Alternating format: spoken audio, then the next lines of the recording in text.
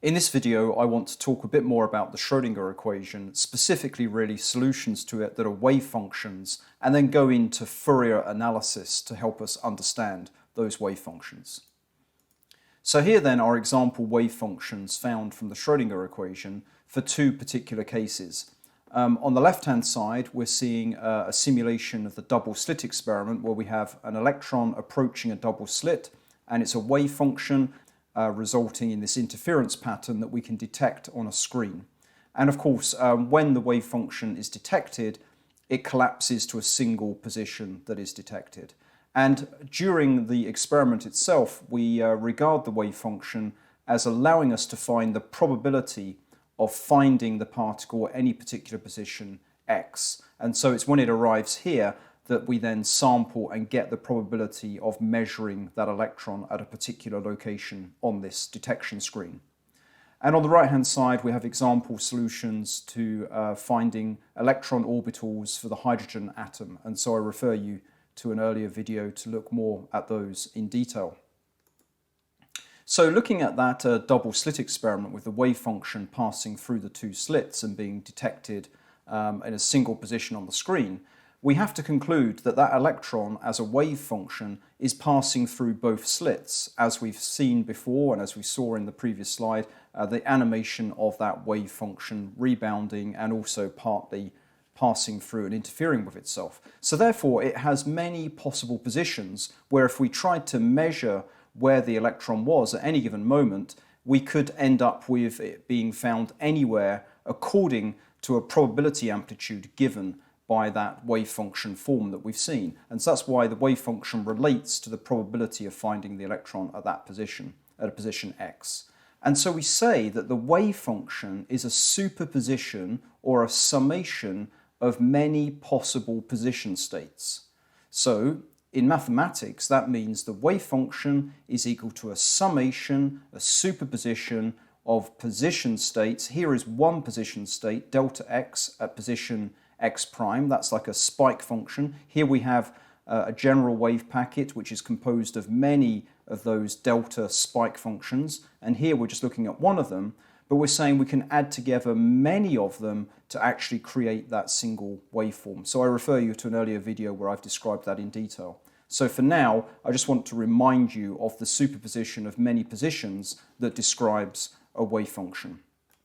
And just a reminder here that when we do make a measurement, we only end up sampling from and getting just one position from that wave function. And so that's a single delta function at a particular location, for example, x prime. Now the same can be said from the point of view of measuring the particle velocity. So whereas before we saw that the wave function can be expressed as a summation of position states, it can also be expressed as a summation of momentum states, each with a particular amplitude as well, where here I'm using psi with a tilde on the top to denote that this is the amplitude associated with a particular momentum which is related to a particular spatial frequency k. Remember the relationship p equals h cross k, so k and p, spatial frequency and the momentum, are very much related in quantum mechanics, just related by h bar or h cross. Okay, so therefore this relates to the probability, this psi with a tilde on the top as a function of spatial frequency k is related to the probability of finding the electron with a particular momentum k, or measuring the electron to have a particular momentum k, or rather I should say spatial frequency, which of course directly infers momentum. Okay, so therefore the wave function now is also a sum of many velocities or a sum of many momenta. So that would look something like this, where we've got a wave function now and we're saying it's a summation over many momenta. So a fixed momentum just corresponds to one wave function, e to the I kx, where k is fixed, just one value of k by p equals h cross k. One value of k means one value of momentum. And so that corresponds to a cos plus an I sine function. But when we add those together with various amplitudes and sum them all together, we create a wave function which might look, for example, something like that at a fixed moment in time. And so notice we are expressing this just as a function of space. spatial coordinate with fixed time here, so it's the time independent wave function that we're looking at here, and that's how it might look. Now, if we attempt to measure the momentum, then a bit like with the position situation, again the wave function will collapse and only correspond to one fixed momentum that we measure. And if we only measure a fixed momentum, that means that wave function has become now just one of these complex exponentials, which corresponds to a fixed value of k, a fixed value of momentum, a fixed value of the velocity. So that is another example of wave function collapse, and the collapse depends on the kind of measurement that we are doing. So this is just a summary of that. So here is an example again of that wave function passing through the double slits, and this is expressing a probability amplitude as a function of position. We can express that wave function as a superposition of positions. So we've got definite positions here, and we've just got amplitudes of each of those possible positions. When we measure it, of course, remember when we measure this on the screen, we just get one dot, one fixed location, which will correspond to when that wave function reaches the screen. We'll just be sampling one position from it and only having that one piece of information.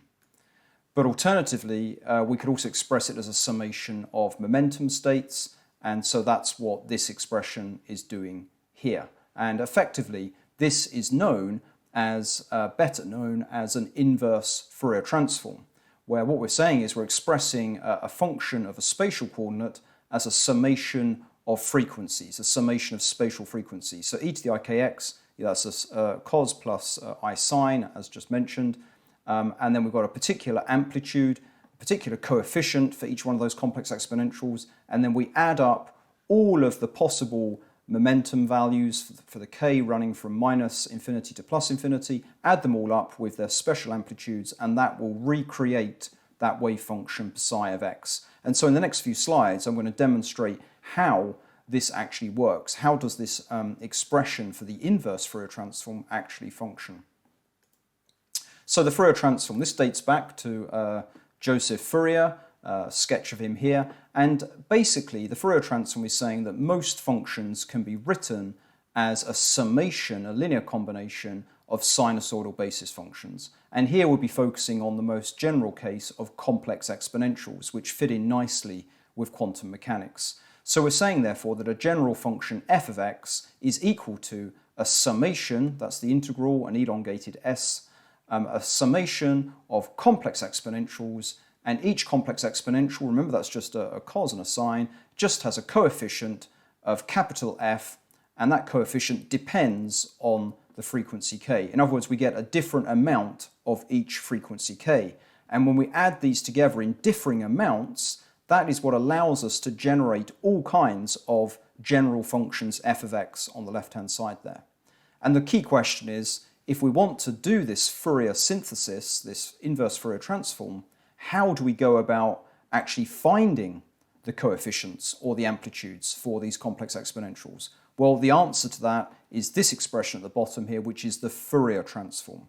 And that says if you've got a function f of x, if you want to find out how much of frequency k is present in that function, then all you do is multiply the function f of x by e to the minus ikx. You have to multiply it by the complex conjugate of the complex exponential. And so all you do is just take the negative for the argument of the exponential. So multiply it by e to the minus ikx. The reason for that is we're trying to pick out e to the ikx that's present in f of x. If we want to pick that out, then it's going to have to latch on to the case of e to the minus ikx multiplied by e to the plus ikx, which is equal to e to the 0, which is equal to 1, and will give us a finite result. Whereas when this is multiplied by any other complex exponential of a different frequency, it will give a 0 result due to orthogonality of these functions. So that's a very rapid overview of how the Fourier transform works, and that will give us the amount of each frequency k that is present in f of x, and then when we've got the amount of each frequency k, we can then use that to re-synthesize the original waveform just by saying, well, we've got the amount f for frequency k, let's use that as the coefficient for frequency k, which is the complex exponential, sum them all up, and that gives you the function again. So let's take a look at these maths formulae by practical examples. So here we have basically a square waveform. This is more like a Fourier series, and we're saying we can add together multiple sine wave functions, or indeed cosine functions, with different coefficients. Here it's an and bn. We're adding them together to create that red waveform. So now we're going to see the decomposition of all these look like sine functions being added together with different amplitudes, shown on that right-hand side there. When you add them together with those amplitudes, you recompose, you synthesize that red function. So this told us how much of each frequency, you can imagine the frequency axis along there, tells us how much of each frequency to add together to fabricate, to actually reconstruct or synthesize that red waveform. So there it is again. There are the blue constituent components to that red waveform, and we'll just see it one more time to see the breakdown. That red waveform is equal to a summation of all of those sinusoidal functions. So in quantum mechanics, that's like saying if our wave function looked like that red function, then it would be composed of many momentum states given by each of those sinusoidal functions.